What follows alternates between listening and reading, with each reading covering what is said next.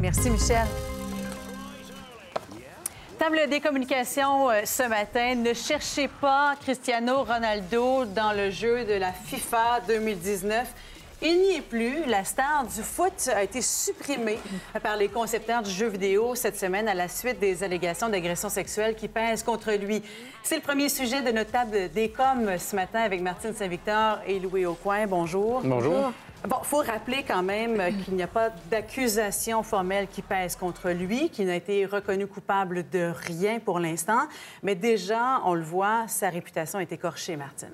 Oui, et ce qu'il faut se rappeler, c'est que Ronaldo, c'est pas seulement le Juventus, c'est pas seulement l'Italie, c'est surtout le Portugal, parce qu'il fait partie de l'équipe nationale du Portugal.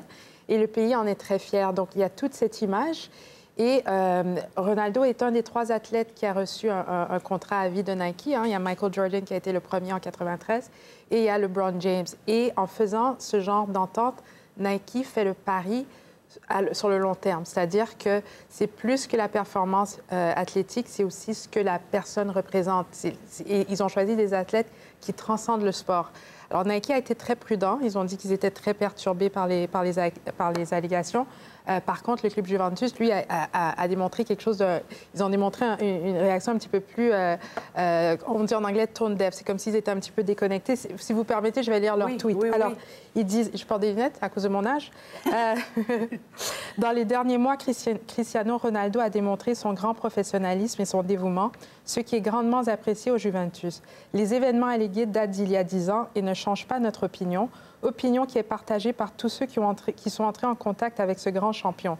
Donc, on voit un peu qu'ils sont encore attachés à lui. Oui, un grand soutien. Un grand soutien, alors que les sponsors Electronic Arts et Nike, eux, préfèrent la prudence. Mais Nike reste quand même là, a dit on est profondément préoccupé par les accusations inquiétantes. Louis, est-ce que vous estimez que l'entreprise devrait vraiment prendre plus de distance? Bien, c'est-à-dire, là, deux, trois choses. D'abord, le Juventus a besoin beaucoup plus de Ronaldo que Nike. Donc, Nike peut prendre plus de distance, ça, c'est sûr. Et les autres commanditaires aussi peuvent prendre plus de distance. Maintenant, c'est un imbroglio, cette affaire-là. Parce qu'il y a des allégations d'agression sexuelle, mais il n'y a pas seulement ça. Il y a des sommes qui ont été payées par le passé, selon le journal Der Spiegel, et selon des documents qui ont été donnés, selon même la victime. Pour acheter le silence. J'ai reçu 375 000 américains, quand même, c'est pas rien, pour un événement qui s'est passé il y a une dizaine d'années. Et là, on réouvre l'enquête. Enfin, je ne veux pas aller dans les détails ce matin, mais ces détails-là font en sorte que ça devient plus un imbroglio judiciaire que seulement une question de MeToo. Et je dirais de chaque côté, comme spécialiste en relations publiques, là, eh bien, c'est aberrant. Parce que cette semaine, Ronaldo était sur Instagram en disant tout ça, là, c'est des fake news. Hein, c'est jamais arrivé. Mais quand même, dans Der Spiegel, il y avait les documents, tout signés. Donc, on dirait que c'est comme une spirale qui emmène personne du bon côté. Et moi, je pense que les commanditaires font bien de se retirer, surtout de la controverse, et encore plus parce que ça traite d'agression sexuelle. Dans cet Ronaldo ordre-là. a publié, d'ailleurs, sur Facebook, un statut au cours des derniers jours dans lequel il dément complètement. Je nie fermement les accusations qui pèsent contre moi. Le viol est un crime abominable qui va à l'encontre de toutes mes valeurs. Je refuse d'alimenter le cirque médiatique. Ma conscience me permet d'attendre le résultat des enquêtes en toute tranquillité. Mais ça reste à suivre. Hein. Ça risque, je veux dire, s'il y a des accusations formelles, c'est l'idole de millions de jeunes à travers le monde en fait, qui est touchée, finalement. Le procès va commencer dans l'opinion publique. C'est-à-dire, aujourd'hui, est-ce que les parents vont laisser leurs filles et leurs fils porter des jerseys de Ronaldo? Est-ce qu'à Noël, ils vont en acheter? Est-ce qu'à Noël, on va acheter des jeux où figure Ronaldo? Le vrai procès, il est là. Et c'est comme tu as dit, le Juventus a besoin de Ronaldo plus que Nike. L'action a perdu de la valeur, mais il ne faut pas oublier que quand il a signé en juillet, l'action a pris 180 de valeur. Donc, c'est vrai que c'est vraiment... Ouais. Ils ont perdu 5 Ils ont perdu 5 Bon. Ça va quand même. Ça va quand même. Oui, parce que ça va augmenter beaucoup là, avec l'acquisition de Ronaldo. Oui. Mais l'autre chose, c'est qu'en novembre l'année dernière, il est arrivé quelque chose d'extraordinaire. À Century Fox, il y a des actionnaires de Century Fox qui ont poursuivi Century Fox en disant...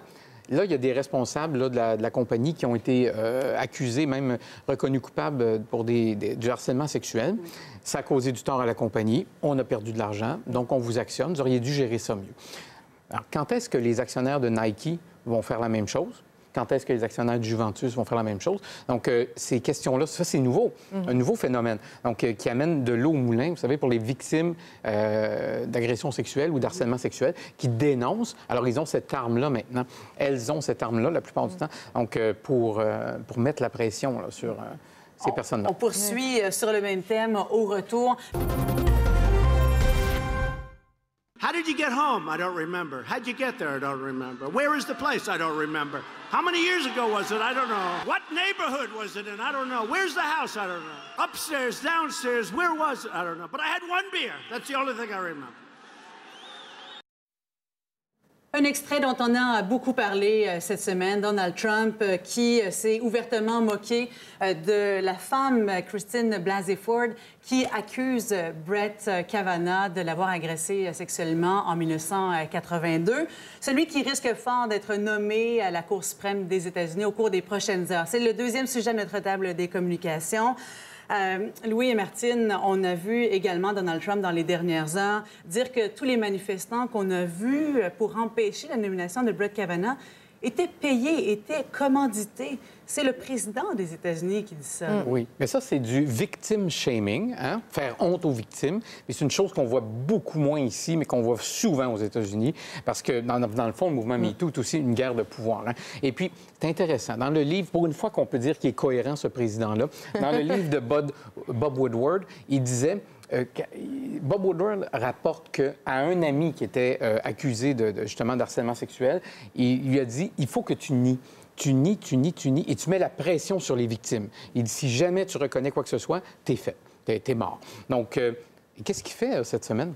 Il fait exactement la même chose. Il ne faut pas oublier que ce président-là, il y a 19 femmes qui ont porté des allégations à son endroit. Donc, retirer un candidat comme juge à la Cour suprême, ce serait admettre que ce qui s'est passé dans le passé pourrait te rattraper, puis ça pourrait le rattraper lui aussi. Donc, c'est une question de se préserver lui-même en préservant sa proposition de juge. Martine? Oui, et il y a beaucoup de partisanerie. C'est ça qui est dangereux, en fait. C'est cette piste glissante d'introduire la partisanerie dans la Cour suprême. Oui, Trump parle de manifestants payés, alors que Kavanaugh, lui, la semaine dernière, parlait il avait plein de les démocrates. Oui, il avait des théories de conspiration, etc. Donc ça, c'est très dangereux. Il y a beaucoup de partisanerie. Et ce moment est un grand moment culturel qui, malheureusement, est politisé parce que on peut presque trancher.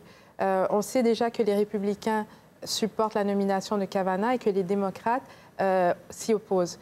Et on le voit même dans les médias, c'est-à-dire que les médias plus conservateurs appuient la nomination. On le voit, le Wall Street Journal a d'abord publié cette lettre d'opinion de Brett Kavanaugh. D'ailleurs, cette lettre était... à un moment, je vais vous lire un passage où il écrit « J'ai été très émotif jeudi dernier, trop même à certains moments. Je ne l'ai jamais été autant auparavant. Je sais que mon ton a été brusque et j'ai dit certaines choses que je n'aurais pas dû dire. J'espère que vous comprendrez que j'étais là en tant que fils, en tant que mari et en tant que papa. » Et ça, c'est ensuite, là, après que des centaines de profs de droit et de juristes disent qu'il était indigne. Oui, et ça, cette lettre d'opinion était une réponse directe aux critiques. Et il a trouvé le Wall Street Journal pour le publier. Et le Wall Street Journal, hier soir, titrait, c'est assez grave, il titrait « La sénatrice du Maine ramène la raison à la confirmation de Brett Kavanaugh » en parlant de la sénatrice Collins. Donc, eux, ils ont pris parti déjà. Alors que le New York Times et le Washington Post, eux, de leur côté, ont publié des lettres d'opinion de femmes qui ont été victimes d'agressions sexuelles. Entre autres, la célèbre journaliste Connie Chung, la semaine dernière, l'animatrice Pagna Lashki. Donc, eux, ils prennent aussi, ils montent leur camp. Donc, c'est malheureux que ce soit divisé comme ça par ligne de parti, mais on est rendu là. Mais c'est le mouvement MeToo qui est récupéré par la sphère politique. Puis ça, c'est un phénomène, je pense qu'on va continuer à voir, puis peut-être d'autres vont le récupérer aussi. Mais je me disais cette semaine, imaginez-vous, simplement, je pensais à Maître Marcel Aubu, qu'on avait reproché son comportement à l'égard des femmes. Donc, et imaginez qu'on le nommait juge. Juste ça.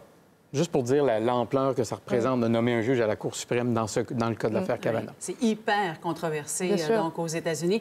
Mais de voir Donald Trump en ajouter comme ça avec des déclarations de la sorte, jusqu'où ira-t-il comme président? Mais ça fait partie de son narratif aussi, c'est-à-dire vous savez, c'est comme quand on embête un animal. Et lui, c'est ce qu'il fait. Il n'arrête pas d'embêter les gens. Et pour lui, ça va être une grande victoire. Vous savez, c'est un peu comme l'accord de revue de l'ALENA. Lui, ce qui était non négociable pour lui, c'était le non. Et depuis la signature de la nouvelle entente, il n'arrête pas de dire on a changé le nom, on a changé le nom, c'est grâce à moi. Ça va être la même chose avec le juge Kavanaugh, c'est-à-dire qu'il va dire ah, c'était mon juge, il est entré et c'était le meilleur, alors on sait très bien qu'il avait une liste de 24 autres candidats et qu'il a choisi Kavanaugh. Je veux dire, il y a une petite considération politique aussi parce que ça lui donne le vent dans les voiles. On s'en va vers les élections de mi-mandat. Puis il a connu une très bonne semaine quand même, le président Trump, donc avec la nomination du nouveau juge. Voilà, ça complète une belle semaine. Ça pourrait avoir un impact, effectivement, sur les élections qui s'en viennent en novembre. Merci beaucoup à vous deux. On aura l'occasion d'en reparler. Au revoir.